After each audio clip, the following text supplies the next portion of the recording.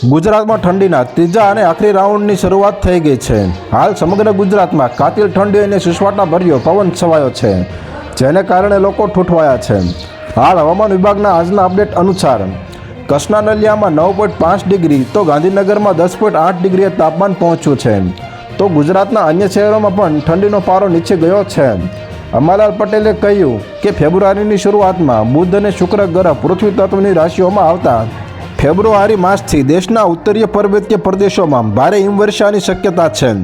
આ વખતે western disturbance નબળા આવવાને કારણે ઉત્તરીય પ્રદેશ પર્વતીય વિસ્તારોમાં ભારે હિમવર્ષા ન થતાં સંતુલિત હવામાન ન રહ્યું। તેથી ફેબ્રુઆરીના પ્રથમ 2 અઠવાડિયામાં ગુજરાતમાં સવારે અને સાંજે હિમયુક્ત ઠંડી અનુભવાશે। કેટલાક ભાગોમાં ન્યૂનતમ તાપમાન 10 ડિગ્રીથી નીચે જવાની શક્યતા છે।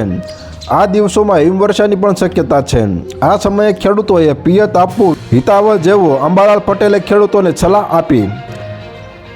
તો હાલ અત્યાર માટે આટલું જ મિત્રો। ફરી મળીએ નવી અપડેટ સાથે। તે પહેલાં વિડીયોને લાઇક કરી ગુજરાત ટોપ ન્યૂઝ ચેનલને સબસ્ક્રાઇબ કરી દેજો અને પાછળ આવેલું બેલ આઇકન પણ દબાવી દેજો, જેથી તમને નવી ખબરો મળતી રહે।